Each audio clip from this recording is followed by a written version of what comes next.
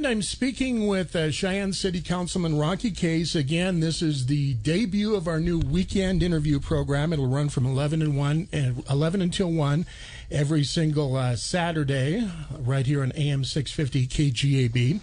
And this is the initial program. We had some bugs to work out, but we're back good on the air and we're good to go here. Okay. Speaking with Cheyenne City Council President Rocky Case, and Rocky, as we kind of hit there before the commercial break, sure. We're talking about a $100,000 award that was made to the city of Cheyenne by the Bloomberg Philanthropies. Is that correct? Correct. That's exactly right. And the concept that was delivered in the application to Bloomberg was around downtown revitalization. And the quote here is in the application that the mayor and her team wrote: "The problem that Cheyenne would address with this innovation is the number of vacant and underutilized commercial buildings that exist in the original city and the need to strengthen and diversify the local economy." Okay. So basically this is for downtown development. More or less. Yeah, more or less. That's what the application talks about. Now, you have a list of expenditures that some of this money was used for, and you think some of these are a little questionable. Is that right? Well, there's definitely a lot of questions that need to be asked in the award letter from April of 2018. At the bottom, the language is that by accepting this grant, your organization certifies the National Philanthropic Trust that the grant will not be used to support any political campaign or on behalf of any candidate for public office, or that any other individual will not receive any goods, services, or other private benefit. Funds must be used for exclusively charitable purposes as defined in Section 170 of the IRS Code of 1986. And what are some of the expenditures in there that you're wondering about?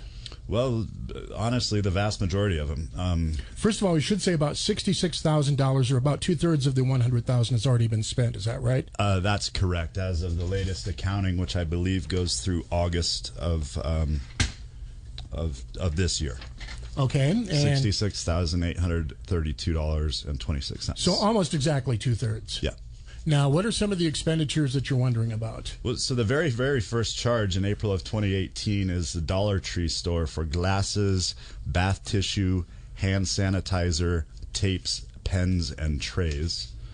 There's charges to Eileen's Colossal Cookies. There's, and this is certainly not a slam on any particular business. We're just questioning what was being purchased. Walmart, GoPro power packs and GoPro cameras to Shields, and Amazon for $4,900, and other accessories for GoPros that amount to almost another $1,000.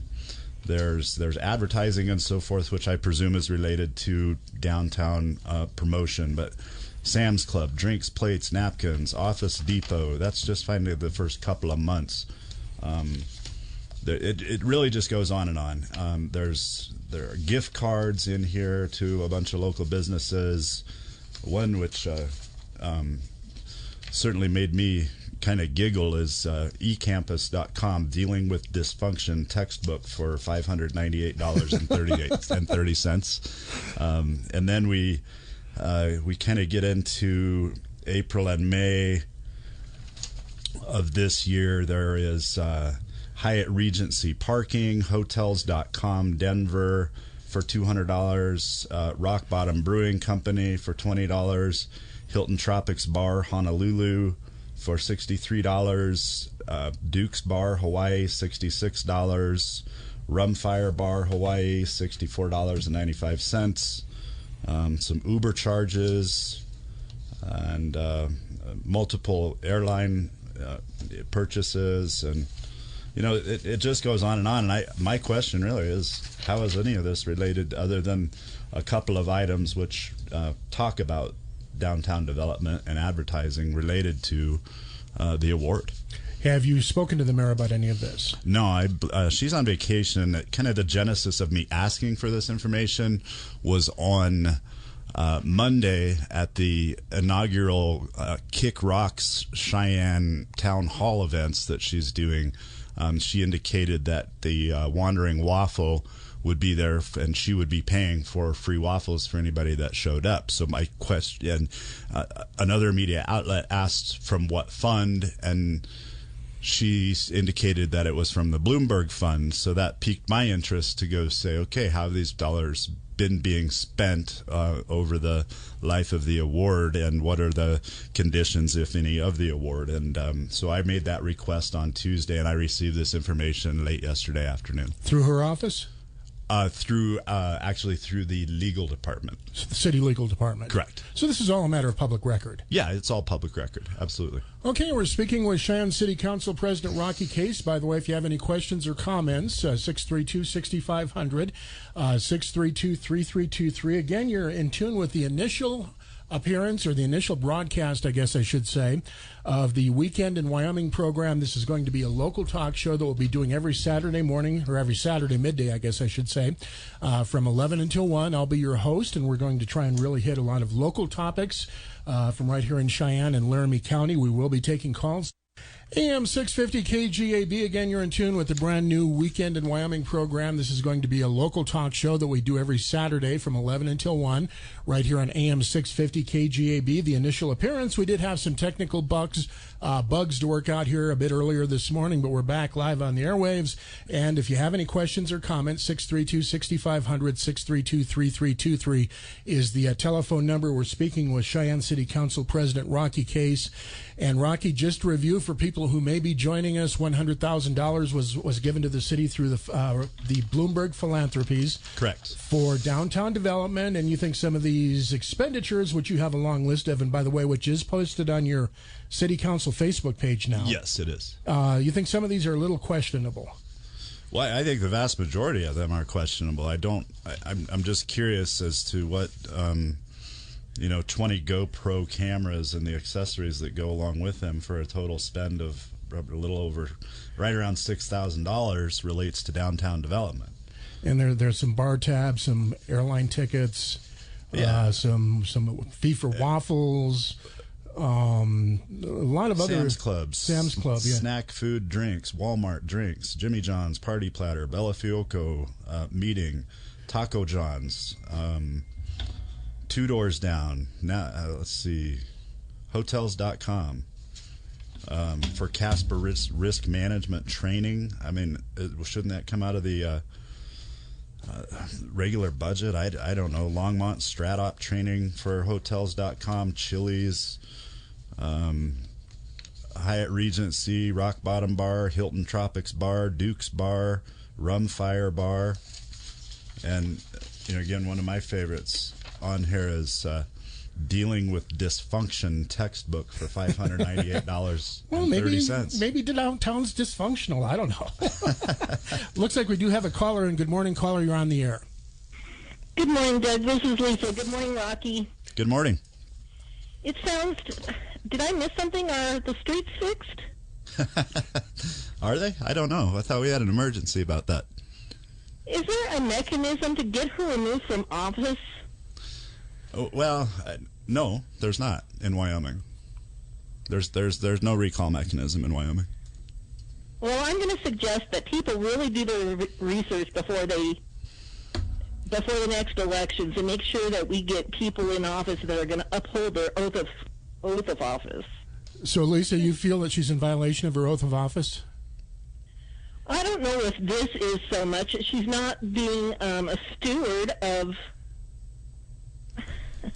Cheyenne. But some of the things she circumvented the city council on several things, and that is a violation of her oath of office. Well, the mayor definitely did circumvent council. We had voted down a recommendation to do some engineering in Thomas Heights about some drainage issues because the process hadn't gone really according to traditional process, and the mayor went ahead and had that work completed anyhow, and you got to scratch your head. I would think even Bloomberg would be disgusted by this. I don't know that they have this accounting that I just received yesterday afternoon, so I don't know that they've seen it. I'm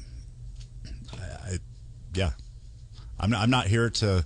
I guess I'm not here to say good, bad, or indifferent. You're just here to ask the question. I'm here to say we've got some questions about what went on here. Absolutely. Thank you, Rocky. Yes. Thanks, Lisa. Now, there is a city council meeting on Monday night. Do I have that right? Actually, we had a fifth Monday this week, so we we'll don't have it this week. committees. Yes. Committees coming up, and then a city council a week from this coming Monday. Now, I understand the mayor's on vacation. Will she be back in time for the next council meeting, or do we know? Or that's my understanding, is she's going to be back for that. So, is this something you're going to raise at the next council meeting? I'm not exactly sure what the process is to go about it. It'll certainly be raised in other business at that council meeting. Okay. And we're speaking with Cheyenne City Councilman Rocky Case, the initial broadcast of the Weekend in Wyoming program. We'll be back with more right after these words. Subject to change. Pay 1.25% fee to receive. We're going to jack the price way up. It's the end of the season. They know that you need it done.